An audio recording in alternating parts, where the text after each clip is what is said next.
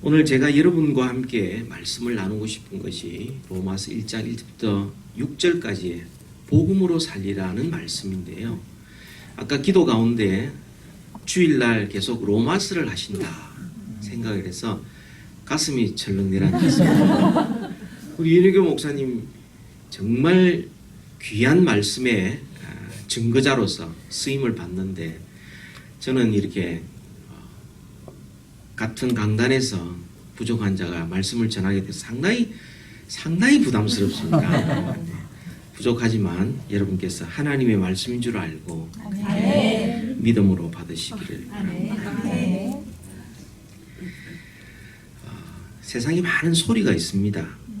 또 세상에 많은 차별이 있습니다. 우리는 특별히 한인으로 살아가고 있지 않습니까? 소수민족으로 이 미국 땅에 이민자로 우리가 살아가고 있지 않습니까? 쉽지 않습니다. 그래서 많은 사람들이 이렇게 하면 된다, 저렇게 해봐라 많이 이야기를 하는데 우리는 경험으로 압니다. 그런 말을 들었을 때 마음이 솔깃해서 한번 기울기 시작하면, 생각이 그쪽으로 가기 시작하면, 그리고는 마음이 결정되고 나면 마치 그것이 진리인 양 믿어버리는, 그래서 따라가다 보면 그것이 아니었구나 후회하게 되는 경우가 많이 있습니다. 많은 소리를 듣지만 다 믿을 만한 것 아닙니다. 많이 봅니다.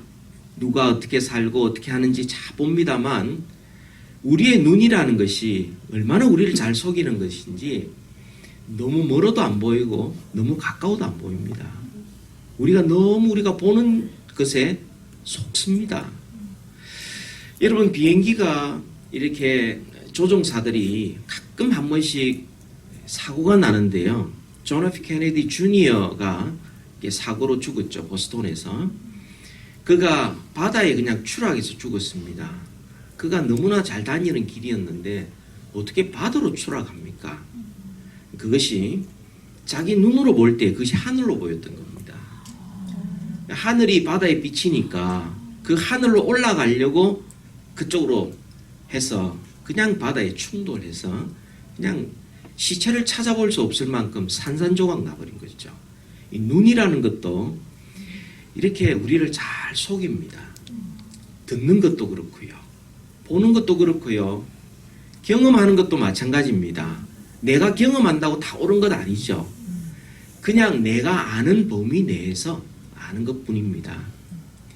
이렇게 많은 소리가 있고 보이는 건 많지만 정말 우리가 집중해서 들어야 되고 마음을 다하여서 우리가 그 말씀을 붙들어야 되는 것은 바로 복음입니다. 아멘.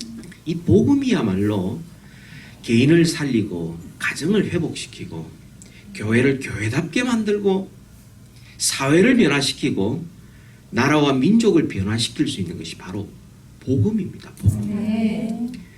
그래서 오늘은 함께 이 복음에 대하여 함께 나누기를 소원합니다. 오늘 복음으로 살리라는 이 제목을 우리가 보면 이 중의적 표현으로 말씀을 드렸는데요. 그것은 명령형으로 우리에게 주어집니다. 복음으로 살리라. 하나님께서 우리에게 명령해 주시는 거죠. 그 명령 앞에서 우리가 그렇습니다. 제가 복음으로 살겠습니다. 라고 결단하는 하나님의 명령, 하나님이 주신 사명, 복음으로 살려라. 개인도 살고 가정도 살고 교회와 이 나라가 살 수 있는 길은 복음이다. 그 사명 앞에서 주님 그렇습니다. 제가 그렇게 살겠습니다. 라고 하는 것이 우리의 순종이요 우리의 결단이 되어야 하겠습니다. 먼저 우리가 받은 이 사명, 복음으로 살리라. 그것을 먼저 생각해 보는데 1절을 우리 같이 한번 읽도록 합니다. 로마서 1장 1절 시작. 예수 그리스도의 종 바울은 사도로 부르심을 받아 하나님의 복음을 위하여 특정함을 입었으니. 하나님이 사도로 부르시고 그를 영원전부터 택하신 목적이 뭡니까? 복음을 위하여였습니다. 이제 사도 바울만 그렇겠습니까? 우리 모든 인생에게 주신 이 사명, 이 목적, 택하신, 부르신 이 모든 목적과 사명이 바로 복음을 위한 것이다는 것이죠. 고린도서 1장 17절에 보면 그리스도께서 나를 보내심은 세례를 베풀게 하심이 아니요 오직 복음을 전하게 하려 하심이로되. 세례를 베풀었는데 고린도 교회가 어떻게 했습니까? 내가 누구한테 세례받았다. 이 사람이 더 권위가 있다. 그것 때문에 분열되었어요. 사도 바울이 말합니다. 누구는 아볼로에게, 누구는 게바에게, 누구는 바울에게, 누구는 그리스도에게. 아니다. 내가 부름받은 것은 복음을 위하여 부름받았다. 다른 것에 집중하면 분열됩니다. 그러나 복음에 집중하면 하나가 될 수 있어요. 그래서 가정이 사는 것이고, 그래서 교회가 교회다울 수 있는 것이고, 민족과 나라가 사는 것입니다. 고린도서 9장 16절에 보면 내가 복음을 전할지라도 자랑할 것이 없으면 내가 부득불할림이라. 복음을 전하지 아니하면 내게 화가 있을 것이로다. 이 복음이 도대체 어떤 것이길래 복음을 내가 전하지 않으면 나에게 화가 있을 것이다. 여러분, 복음 전하지 않으면 여러분에게 화가 있습니까? 아니지 않습니까? 뭐 전하나 전하지 않으나 뭐 별로 차이가 없지 않습니까? 근데 사도 바울은 내가 복음을 전하지 않으면 내게 화가 있었다. 이렇게 말합니다. 개인적인 이야기를 해서 죄송하지만 여러분께서 이해를 좀 해주시기 바랍니다. 2014년 5월에 갑자기 저희 왼쪽 눈에 이상이 생겼습니다. 6개월간 치료를 했는데 점점 악화되었습니다. 그래서 아무리 병원에 가봐도 카이저 병원에서 6개월 동안 별로 차도가 없었기 때문에 그 의사에 대한 신뢰를 제가 더 이상 줄 수 없어서 급히 한국에 연락을 해서 서울대병원에 수술 날짜를 잡고 바로 출국을 해서 그날 저녁 에머전시로 들어가서 그 다음날 수술을 했습니다. 수술을 하고 난 다음 2개월 동안 엎드려 지내라고 그랬는데요. 여러분, 엎드려서 24시간을 지내면 제일 큰 고통이 뭐냐면 제일 큰 고통이 이 뒷목에 경련이 일어나는 것입니다. 두 번째로는 이가 깨지기 시작하는 것이고요. 세 번째로는 허리가 아프기 시작하는 겁니다. 이것을 2개월 동안 겪고는 이렇게 다시 미국으로 돌아왔습니다. 돌아온 그 다음 날 재발을 했습니다.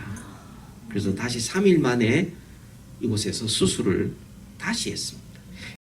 그리고 6개월 동안 교회 신문을 하지 못했습니다. 그게 2014년도, 2015년도 넘어갈 때였었습니다. 지금 저희 왼쪽 눈도 왼쪽에 실리콘 오일이 들어가 있는 상태이기 때문에 시력이 나오지 않습니다. 그래서 운전면허를 2년마다 해야 되고, 그래서 반드시 비전 드라이브 테스트를 해야 됩니다. 하면 한 2시간씩 운전을 하면서 이렇게 시험을 받아야 되는 그런 형편입니다. 고민이 참 많았습니다. 이게 이제 끝인갑다. 그리고 내가 너무 교회에 부담을 주는 건 아닌가. 내가 왼쪽 눈이 이렇게 갑자기 나빠졌다면 오른쪽 눈도 그렇게 되면 어떡하나. 온갖 생각이 다 들기 시작했습니다. 6개월을 한 주 한 주 보내면서 어떻게 될지를 모르는 그런 상황이었습니다. 6개월을 지나고 난 다음 주일날 이제 말씀을 전하게 되었습니다. 저에게는 다음 주가 없었던 겁니다. 다음 주. 그럼 내가 이것이 나의 마지막 설교일 수 있다 생각이 드는 거죠. 내가 뭘 전해야 될까? 그때부터 제가 복음을 전해야 되겠다. 이것밖에는 없다. 내가 어떻게 살아야 된다. 누구 인간관계 어떻게 해야 되며 성경을 어떻게 읽으며 기도를 어떻게 하면 다 좋지만 이게 마지막 나의 설교라면 나는 복음밖에는 없다. 그것이 가장 중요했었습니다. 그때부터 복음을 전하기 시작했습니다.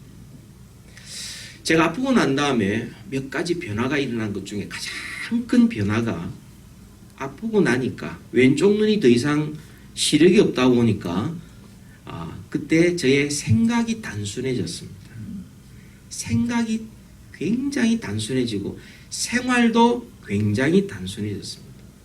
전에는 이것 해볼까 저것 해볼까 여러 가지 생각이 들었거든요. 그리고 이것도 하고 싶고 저것도 하고 싶고. 그런데 아프고 나니까 그런 게 아무 의미가 없는 거죠. 너무 마음이 편하고 단순해졌고 책 읽을 때도 그냥 읽지 않습니다. 꼭 읽어야 될 책들. 거기에다가 한쪽 눈으로 읽으니까 굉장히 빨리 피곤하거든요. 그래서 가장 중요한 책을 그것을 내가 읽으면서 그것을 내가 빨리 내 것으로 흡수해야 되는, 그러면서 굉장히 생각이 단순해졌어요. 또 하나는 나에게 마지막 설교를 해야 되기 때문에 저에게는 이 복음에 대한 묵상을 점점 더 할 수밖에 없었습니다. 사도 바울의 마음이 조금 이해가 되었습니다. 사도행전 20장 24절에 보면 그가 예루살렘으로 올라가는 도중에 에베소 장로들을 부릅니다. 그리고 한 말이 있죠. 내가 주께 받은 사명 곧 복음을 증언하는 일을 마치려 하면은 나의 생명조차 조금도 귀한 것으로 여기지 아니하노라. 아멘. 사도 바울에게는 복음을 전하는 것이 자기 생명보다 더 귀하다. 생명을 내놓은 것보다 내가 복음 전하는 것이 나에게 더 귀하다. 여러분, 이것은 사도 바울이 남에게만 복음을 전하는 것이 아니었습니다. 자기 자신에게도 복음을 전했던 것이죠. 내가 전하고 내가 듣고 하는 가운데 내가 영적으로 살아나는, 그래서 사도 바울이 내가 복음을 전하지 않으면 내게 화가 있다는 것이요. 이 복음이 주는 능력, 복음이 주는 하나님의 위로, 복음이 주는 하나님의 지혜가 너무 크기 때문에 이 복음을 내가 전하지 않으면 그것이 나에게는 화다. 하나님의 은혜를 막는 그런 장애물이 된다 하는 것입니다. 여러분, 복음을 전할 때에 많은 사람들이 선입견을 가지고 있습니다. 복음을 너무 얕다. 복음은 예수 믿어 천국 가는 게 복음 아니냐라고만 이야기합니다. 사형리가 그렇게 이야기하죠. 하나님 당신을 사랑합니다. 그런데 왜 하나님의 사랑을 깨닫지 못하고 누리지 못합니까? 그래서 우리가 죄가 있기 때문에 그렇습니다. 예수님께서 우리의 죄를 해결하기 위해서 오셨습니다. 예수 믿으면 우리를 향한 하나님의 계획을, 사랑을 알고 누리게 됩니다. 믿으시겠습니까? 이렇게 나가죠. 그것이 복음의 가장 핵심이지만 복음이 그렇게 얕지 않습니다. 또 어떤 사람은 복음을 너무 당연하게 생각합니다. 내가 예수를 믿고 구원받을 때 복음이 필요하지, 예수 믿고 난 다음에는 한참 신앙생활 했는데 또 무슨 복음이 필요하냐. 나는 복음을 다 안다. 이렇게 생각을 합니다. 이런 복음이라는 것은 아직 유치원에 들어가지 못한 그 아이들도 이해할 만큼 단순한 것이지만, 분명한 것이지만, 세계 그 누구의 어떤 석학과 아무리 똑똑해도 하나님의 복음을 다 이해할 수 없습니다. 복음은 그렇게 얄팍하지 않습니다. 그 넓이와 높이와 깊이는 이루 헤아릴 수 없습니다. 여러분, 복음이라는 것은 오늘 말씀에 그렇게 말합니다. 예수 그리스도의 종 바울은 사도로 부르심을 받아 하나님의 복음을 위하여 택정함을 입었다. 이 복음이 어디서부터 시작되었는가? 하나님으로부터 시작됐다. 영원전부터 하나님 이 복음을 준비하시고 이 복음을 마련해 두셨다. 그리고 이 복음의 내용은 2절에 보면 이 복음은 하나님이 선지자들을 통하여 역사를 통하여 그의 아들에 관하여 성경에 미리 약속하신 것이라. 그의 아들 예수 그리스도에 관한 것이다. 근데 그것이 성경에 기록되어져 있다. 그러니까 성경 외의 것으로는 우리는 예수 그리스도를 알 길이 없고 그리스도를 알지 못하면 우리는 하나님을 알 수도 없습니다. 성경을 통하여 그리스도를 통하여 하나님을 알게 될 때에 복음을 알게 되고 그 복음으로 말미암아 하나님의 복음을 알게 될 때에 우리는 성경에 나타난 그 풍성한 메시지, 그 속에 담겨져 있는 하나님의 비밀, 하나님의 계시의 풍성함 우리가 다 깨달아 알 뿐만 아니라 그 가운데, 이 복음 가운데 하나님이 누구신지 우리에게 가르쳐 줍니다. 삼위일체 하나님이 이 복음을 통하여 알게 되는 것이죠. 성결의 영으로서 우리에게 그리스도께서 죽으시고 부활한 것, 성령님이 하신 일이고 그것을 우리에게 깨닫게 해주시는, 삼위일체 하나님이 누구신가 했을 때 복음을 통하여서만 삼위일체 하나님을 깨달을 수 있습니다. 하나님께서 우리를 위하여 어떤 일을 행하셨는가, 그것도 복음을 통하여서 비로소 알 수가 있습니다. 여러분, 천지를 창조하신 목적 어떻게 알 수 있습니까? 복음을 통하여 알 수 있습니다. 하나님께서 천지를 창조하신 것은 하나님의 영광을 위하여 창조하셨다.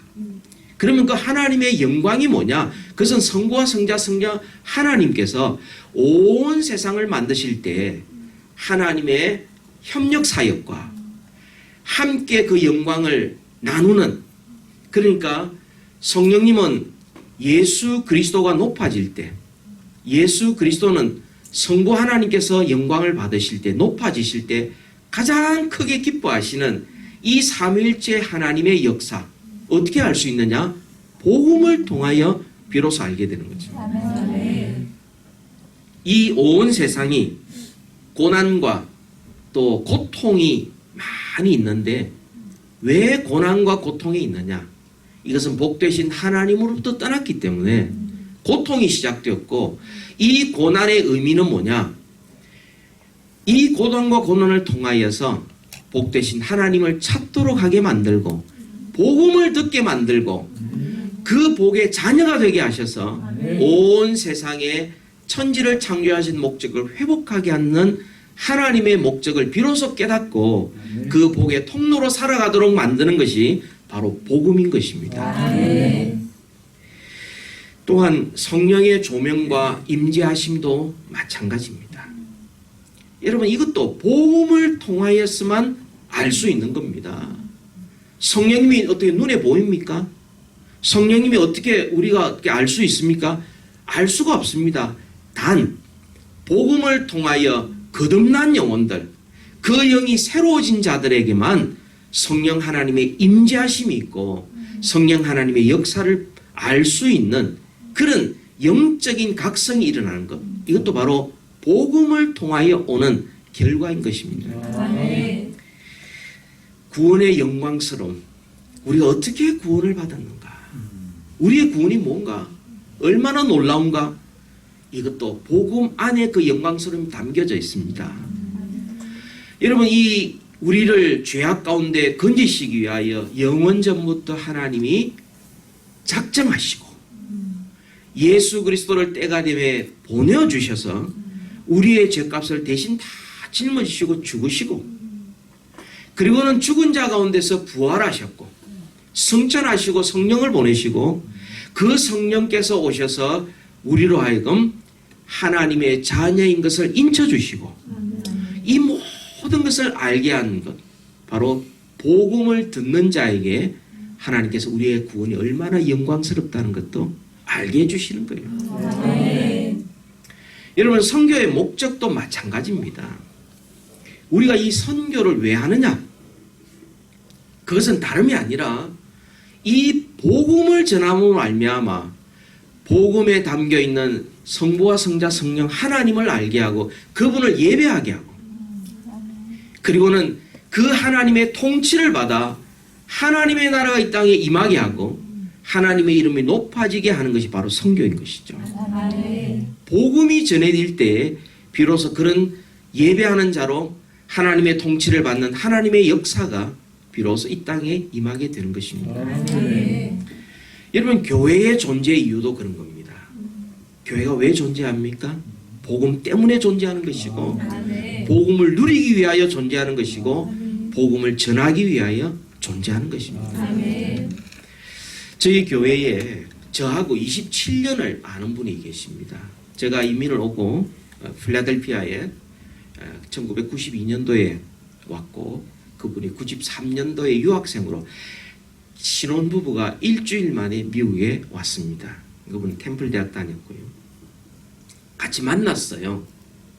그리고는 늘 이게 떨어져 교제하는데, 이 친구는 결혼하기 위하여 교회 가기로 약속하고 와이프 따라다니는 사람이었습니다. 얼마나 괴롭습니까?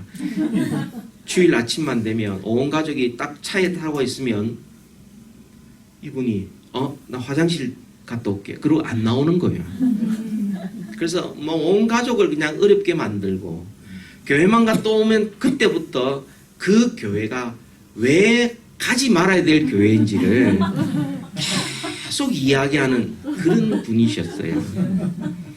그렇게 해서 계속 다니는데 저하고 6년을 같이 있다가 저는 헤어졌고, 그분도 뉴저지 갔다가 LA 왔다가 그다음에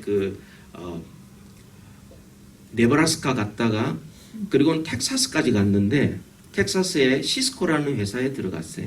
굉장히 핵심이라서 자기는 전혀 레이업 되지 않을 거라고 생각을 하고 있었어요. 근데 갑자기 그 팀이 없어져 버렸어요. 그래서 매니저가 당신 그 시스코 본사에 가서 일할 마음이 없느냐. 그때 제가 산호세에 있었거든요. 그 말을 딱 듣는 순간 이제 죽었구나. 이제는 피할 길이 없구나. 이제는 그 교회 내가 가야 되겠구나 해서 우리 교회 2011년도에 오게 되었습니다.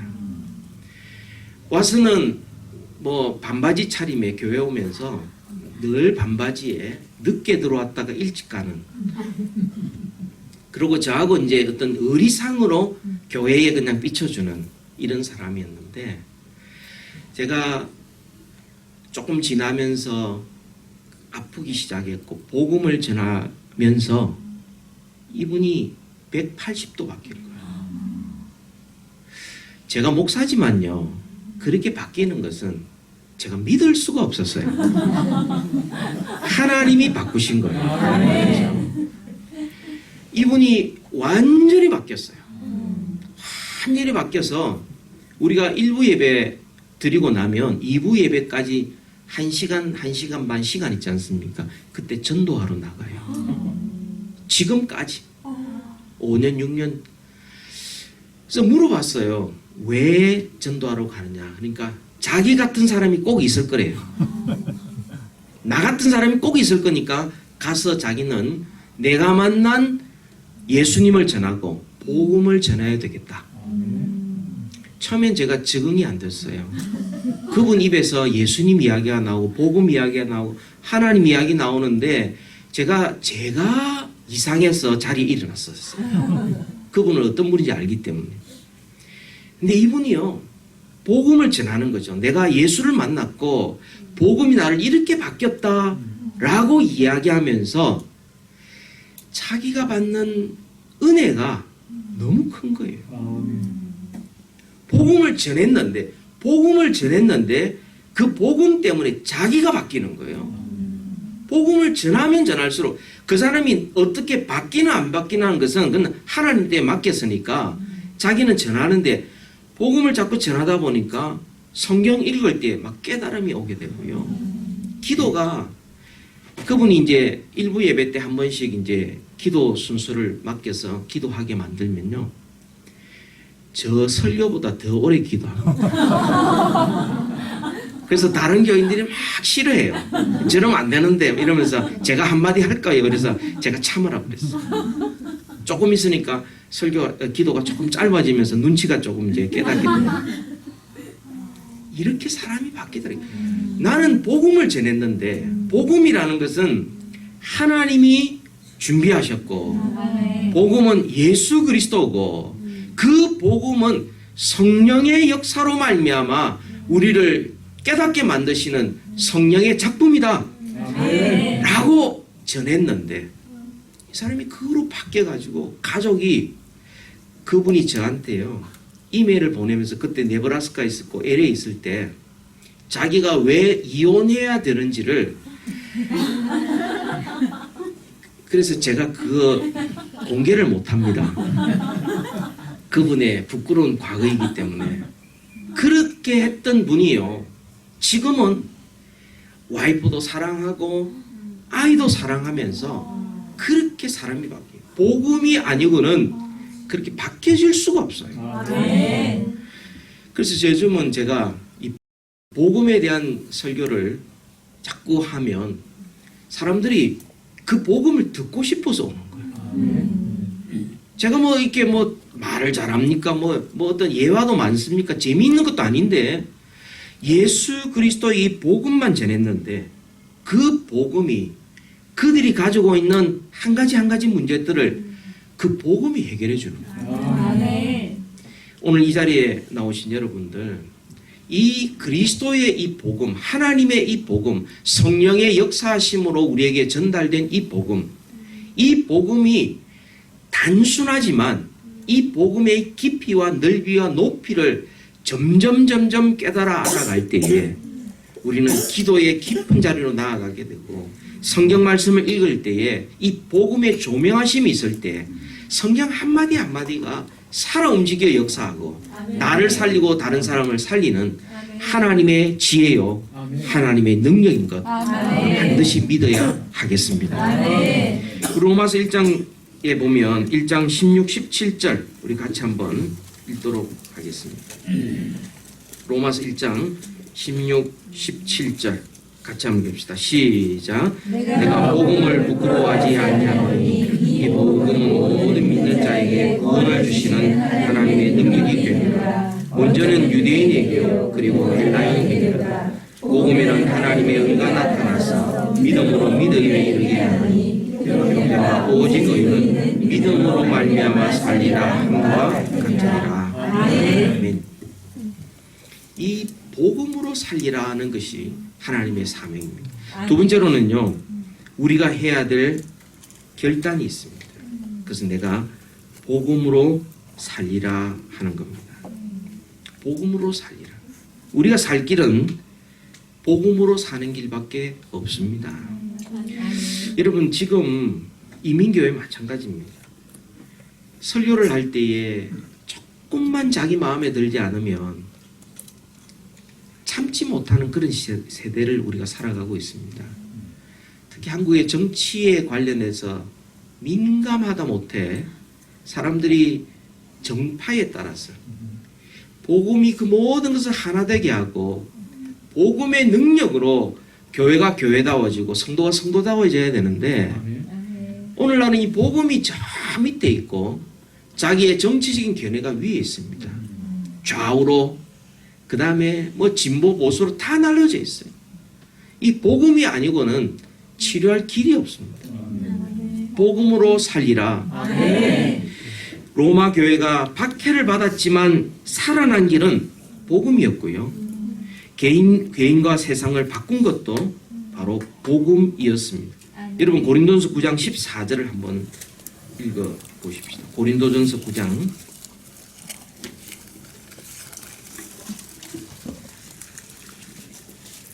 14절 같이 한번 읽읍시다. 시작. 이와 같이 주께서 복음 전하는 자들이 복음으로 말미암아 살리라 명하셨느니라. 아멘. 복음 전하는 자, 우리가 그 일을 위하여 부름받았지 않습니까? 그렇다면 이 복음으로 살아내는 복음으로 사는 바로 이것 주님께서 우리에게 말씀하셨는데 우리가 왜 복음으로 살아야 합니까? 돈으로 살지 않습니까? 밥으로 살지 않습니까? 우리가 왜 복음으로 살아야 되는가? 이 복음만이 변함이 없기 때문에 그렇습니다. 복음이 변함이 없는 하나님의 능력과 지혜이기 때문에 그렇습니다. 우리가 복음을 믿고 복음대로 살면 어떤 일이 일어납니까? 오늘날 신자와 교회의 가장 큰 죄는 복음을 소홀히 하는 것입니다. 복음에 대하여 무관심합니다. 눈에 보이는 것 따라갑니다. 사이즈에 따라갑니다. 숫자에 따라갑니다. 그러나 이 복음은 우리를 살리고 교회를 살리는 이 복음인데요. 이 복음을 우리가 붙잡지 않으면 우리에게 정말 화가 있습니다. 우리 로마서 8장을 한번 볼까요? 윤 목사님 로마서 몇 장까지 했습니까? 6장이니까 로마서 8장을 보십시오. 만약에 우리가 복음을 듣지 못하였다면 8장 1절 함께 읽읍시다. 시작. 그러므로 이제 그리스도 예수 안에 있는 자에게는 결코 정죄함이 없나니. 아멘. 만약 우리가 복음을 모른다면, 만약 우리가 복음을 듣지 못했다면 우리는 이 죄책감과 정죄함 가운데 심령의 괴로움과 영혼의 비참한 가운데서 우리 벗어날 수 없었을 것입니다. 아멘. 우리가 왜 복음을 전해야 되느냐? 아직도 죄책감에서, 아직도 죄의 비참함에서 사로잡힌 자들이 너무 많기 때문에 그렇습니다. 오라 나는 공고한 사람이로다. 이 사망의 몸에서 누가 나를 건져내랴. 절망의 외침입니다. 여러분 겉으로 보기에 그럴듯하게 보이는 사람들이 있죠. 알고 보면 정말 그 마음을 보면 공허하고 비참하고 외롭고 세상에 나 혼자밖에 없어서 그런 사람이 한둘이 아닙니다. 우리 교회에 집이 제법 이렇게 커요. 뭐 아주 정말 비싼 동네에 그 원에이커 훨씬 더 넘는, 그러니까 뭐 한 5 or 6 밀리언 하겠죠.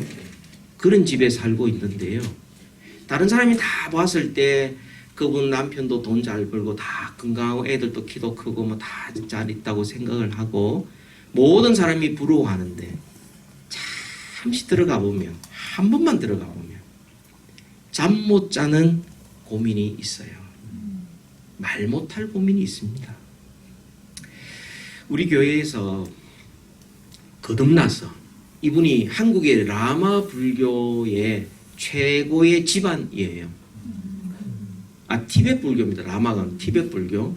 그 티벳 불교의 고성을 데려와가지고 그 티벳 불교 대학을 설립하려고 계획했던 그런 집안이었습니다. 이 회사를 설립을 해서 이제 승승장구를 하고 있습니다. 그래서 매출액이 뭐 계속 올라갔죠. 뭐 1억, 10억, 100억, 1000억, 5천억 이렇게 쭉 올라가는데요. 지금은 1조 이상의 매출을 하고 있는 분입니다. 계속 올라가는데요. 와이프가 잠을 못 자는 거예요. 사회적으로 모든 게 다 안정이 됐고 다 돈도 잘 벌고 다 건강하고 괜찮은데 답답해서 견딜 수 없어서 어딘가 뛰쳐나가고 싶은 마음이 견딜 수 없는 거예요. 새벽에 잠이 안 와서 새벽에 뛰쳐나와서 간 곳이 교회였어요. 그 부인이. 그로부터 매일 새벽마다 그렇게 해야 숨을 쉬고 살 수 있겠더래요. 그래서 새벽 기도를 무려 17년 이상을 계속 했었어요. 남편은 온 집안이 티베트 불교의 집안이니까 싫어하죠. 근데 와이프하고 캠퍼스 커플이에요. 그러다 보니까 이렇게 막 여러 가지 박피를 했지만 뭐 직접 대놓고는 못하고, 그래서 새벽기도 못하게 시계를 다 없애버리고 뭐 이런 식으로 이제 막 방해 공작을 했어요. 근데 17년 조금 지나고 난 다음에 이 남편이 매일 아침마다 일어나서 새벽기도하러 가는 이 와이프가 자기가 예수를 믿고 나니까 남편도 예수를 믿게 하고 싶어서 이렇게 하는데 할 수 없고, 그래서 기도만 열심히 하고 남편이 외출하고 없으면은 친구를 빨리 교회 사람들을 불러가지고 들어와서 빨리 우리 가정 구원을 위해서 기도해 달라고. 이렇게 노력했던 분이에요.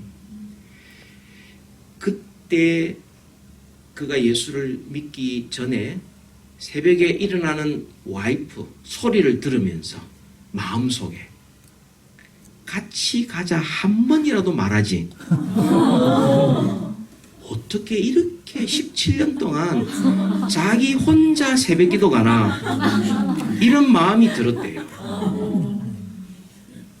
그런 마음이 들었는데 와이프는 가자 소리를 안 하는 거야. 자기만 살짝 갔다 오는 거야. 얼마 되지 않아서 와이프에게 이 등에 아주 불치병이 발각이 됐어요. 수술을 하러 들어가면서 살아나올 가능성 50%. 생존한다고 그래도 아마 하반신 마비일 것이다. 이런 진단이 나왔습니다.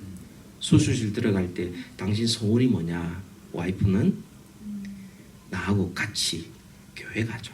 내가 수술실에 나와서 살아나면 교회 가자. 그래 됐어요.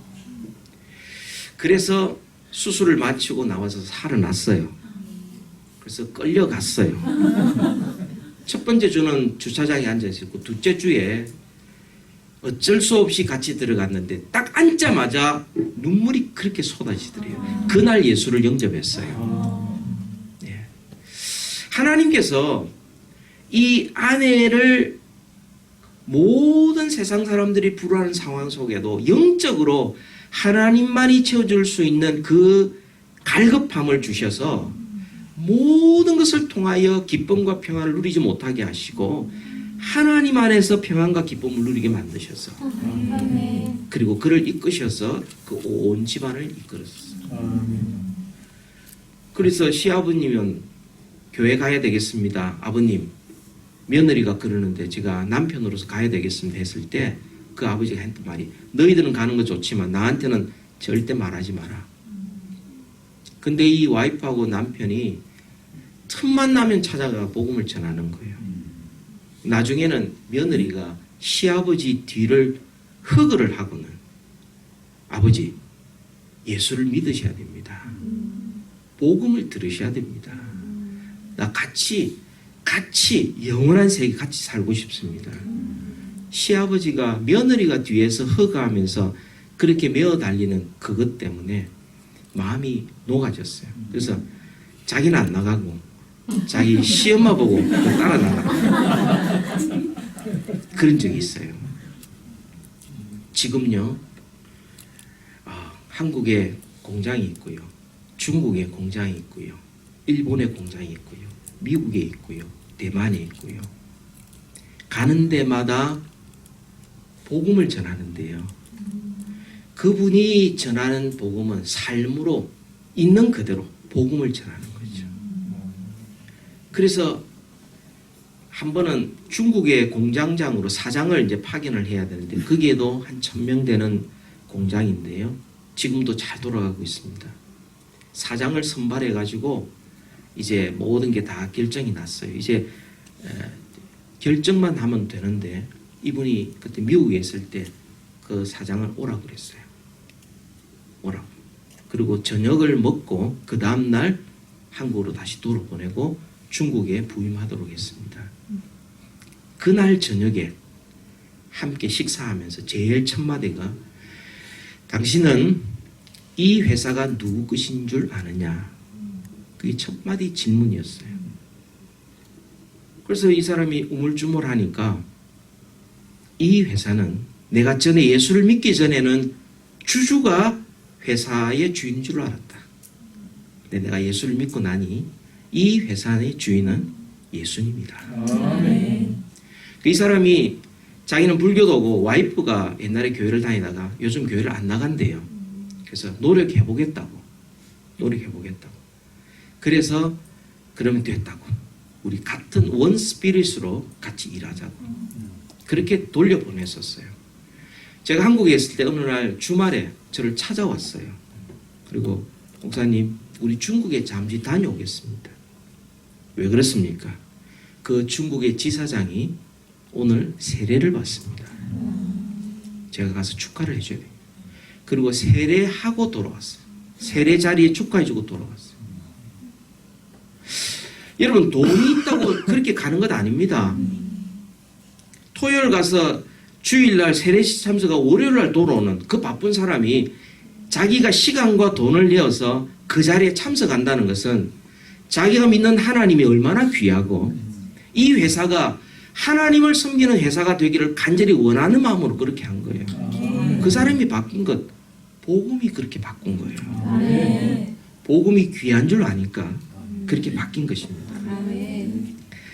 여러분, 복음은 우리를 이 정죄함으로부터 해방시켜 줍니다. 그리스도 예수 안에 생명의 성령의 법. 이 성령은 우리에게 생명을 주시는 분이신데 이게 죄와 사망을 이긴다는 거죠. 아멘. 이게 바로 복음이 우리에게 주는 유익입니다. 아멘. 또한 3절에 보면 율법이 육신으로 말미암아 연약을 할 수 없는 그것을 하나님은 하시나니 죄로 말미암아 자기 아들을 죄 있는 육신의 모양으로 보내어 육신의 죄를 정하사 같이 읽읍시다. 시작. 육신을 따르지 않고 그 영을 따라 행하는 우리에게 율법의 요구가 이루어지게 하려 하심이라. 아멘.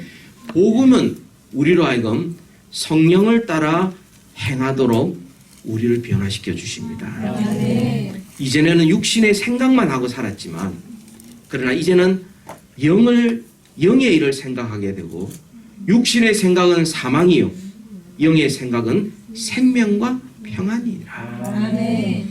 여러분 우리가 예수를 믿고 복음을 제대로 알고 나면 우리의 영이 성령과 하나가 되고 성령님의 다스림 아래 있을 때 우리의 모든 생각은 영에 대한 생각, 성령에 대한 생각, 영적인 세계에 대한 관심이 많아지기 때문에 비로소 우리는 생명과 평안을 누리게 된다는 것입니다. 세상에 아무리 온갖 소문이 들리고 우리를 두렵게 하는 것이 우리 눈앞에 있다 할지라도 우리가 영의 생각에 사로잡혀 있다면 우리는 하나님 앞에 절대 평안을 누릴 줄 믿습니다. 아멘. 9절 말씀 볼까요? 같이 한번 읽읍시다. 시작. 만일 너희 속에 하나님의 영이 거하시면 우리가 육신에 있지 아니하고 영에 있느니 누구든지 그리스도의 영이 없으면 그리스도의 사람이 아니라. 이 복음으로 말미암아 우리가 예수 그리스도를 믿게 되고 그리스도를 믿는 자에게 그리스도의 영이 임하게 되고 그죠? 그래서 우리가 그리스도의 사람인 것을 우리에게 확신시켜 주는 겁니다. 아멘. 다른 것 없습니다. 어떤 사람들은요, 자기 어떤 경험, 어떤 자기의 어떤 성경 지식, 이걸 가지고서 자기가 하나님의 사람이고 그리스도의 인이라고 주장을 하는데 그 사람은 자주자주 왔다 갔다 합니다. 어떤 데는 뭐 천국 문 앞에 가 있다고, 어떤 데는 지옥 문고리 잡고 앉아 있고요. 왔다 갔다 해요. 그런데 복음으로 말미암아 성령이 우리에게 임하시면 성령께서 우리의 영과 더불어 우리가 그리스도의 사람인 것을 확신시켜 주십니다. 아멘. 그래서 우리는 확신 있게 담대하게 용기를 가지고 얼마든지 살아갈 수 있는 것이죠. 아멘. 뿐만 아니라 우리가 11절 보면요. 예수를 죽은 자 가운데 살리신 이의 영이 너희 가운데 거하시면 복음으로 말미암는 결과입니다. 그리스도 예수를 죽은 자 가운데 살리신 이가 너희 가운데 계시는 그의 영으로 말미암아 너희 죽을 몸도 살리시리라. 아멘. 우리의 육신은 의지하지 않고 성령이 우리한테 거하시고 복음 안에 있기 때문에 우리는 이 복음으로 말미암아 우리의 죽을 몸도 반드시 우리를 살려주신다. 마치 그리스도를 살려주신 것처럼 우리도 살려주신다. 아멘. 그래서 부활의 소망이 있는 겁니다. 아멘. 또한 14절에 무릇 하나님의 영으로 인도함을 받는 사람은 곧 하나님의 아들이라. 아멘. 아빠 아버지라고 부르는 친밀한 관계. 이 관계가 어떻게 형성되었습니까? 복음으로 말미암아 된 겁니다. 아멘. 17절에 보면 자녀이면 또한 상속자 곧 하나님의 상속자요 그리스도와 함께한 상속자니 우리가 그와 함께 영광을 받기 위하여 고난도 함께 받아야 할 것입니다. 아멘. 그래서 고난에 인내할 수 있는 겁니다. 아멘. 그 우리에게 주어질 영광스러운 소망, 그것을 우리가 어떻게 얻게 되었습니까? 복음으로 우리가 얻게 된 거죠. 복음을 듣고 그리스도가 우리 안에 있을 때 그리스도의 영이 우리와 함께 하시고 우리가 하나님의 상속자인 것을 확신하게 하심으로 말미암아 우리가 상속자로서 겪는 이 땅의 고난 인내하며 감당할 수 있는 것이죠. 아멘. 이 얼마나 영광스러운 일입니까? 아멘. 저도 현재의 고난은 장차 우리에게 나타날 영광과 비교할 수 없다는 것, 이게 소망이 있습니다. 아멘. 지금 세상이 희미하게 보여도 한눈밖에 안 보여도 앞으로 주님 앞에 섰을 때 온 세상이 환하게 내가 알지 못하던 그 지식까지도 그때 하나님께서 주실 것을 생각하면 지금 이거요 견딜 수 있습니다. 그렇게 어렵지 않습니다. 아멘. 또한 26절에 보면 이 복음을 받았기에 이와 같이 성령도 우리의 연약함을 도우신다. 우리를 위하여 기도해 주실 때 하나님의 뜻대로 우리를 위하여 기도해 주시기 때문에 우리는 그 어떤 상황 속에도 모든 것이 합력하여 선을 이루는 것입니다. 아멘. 우리는 때로는 퍼즐처럼 조각조각 다 깨닫지 못한 일이 있다 할지라도 성령 하나님께서 우리를 위하여 하나님의 뜻대로 기도하시기 때문에 우리의 모든 것들은 합력하여 하나님의 가장 선하심을 이루는 선을 이루는 그 결과로 우리가 마침내 나타나게 된다는 겁니다. 아멘. 그래서 31절 같이 한번 봅시다. 시작. 그런즉 이 일에 대하여 우리가 무슨 말하리요? 만일 하나님이 우리를 위하시면 누가 우리를 대적하리요? 아멘. 누가 대적하리요? 아멘. 우리를 대적하고 어렵고 괴롭게 만들고 불안하게 만드는 여러 가지들이 있지만 우리가 그리스도 안에 있는 복음으로 말미암아 그리스도 안에 있을 때 누가 대적하리요? 아멘. 복음을 우리에게 주시고 아들을 우리에게 주신 분이 그 아들과 함께 우리에게 가장 좋은 것을 주시지 않겠느냐? 아멘. 당연히 주시죠. 아멘. 이 확신을 가지고 살아간다면 여러분 우리가 염려하는 시간에 오히려 기도하게 될 것이고 아멘. 세상 사람들이 다 불안하게 떨고 있을 그때에도 우리는 하나님의 평안 가운데서 기쁨 가운데서 생활할 수 있을 것입니다. 아멘. 그러면 나도 바뀌고 가정도 바뀌고 교회도 바뀌는 것입니다. 아멘. 우리가 복음을 듣지 못했다면 우리 어떻게 할 뻔했습니까? 내가 이 복음을 내가 받아 이런 은혜를 누리는데 내가 이 복음을 다른 사람에게 전하지 않으면 여전히 그들은 정죄함이 있을 것이고 여전히 염려 가운데 빠져 있을 것이고 여전히 죄의 사망 안에서 괴로워할 것이고 죄의 비참함 안에서 울부짖고 있을 것입니다. 그걸 숨기려고 겉으로는 안 그런 척 자기의 사회적인 지위, 자기의 소유 이거 자랑할 거 다 자랑하지만 마음 한구석에 그 하나님이 채워주신 하나님만이 채워줄 수 있는 그것이 빠졌을 때 그들은 얼마나 영혼의 비참함을 누리고 영혼의 목마름 가운데서 그들이 갈급하며 이곳저곳 기웃거리고 살아가요. 우리가 만약 복음을 듣지 못한다면 우리는 그들과 똑같았을 것입니다. 복음이 우리에게 들렸고 그 복음이 나의 복음이 되었을 때 우리는 이런 변화가 일어나게 되는 겁니다. 우리 로마서 1장을 다시 한번 찾고 1장에 보시면 이 복음의 목적이 있습니다. 복음의 목적 1장 5절 다 같이 한번 봅시다. 시작. 그로 말미암아 우리가 은혜와 사도의 직분을 받아 그의 이름을 위하여 모든 이방인 중에서 믿어 순종하게 하나니. 여러분 이 복음은 우리로 하여금 그의 이름을 위하여 살게 만듭니다.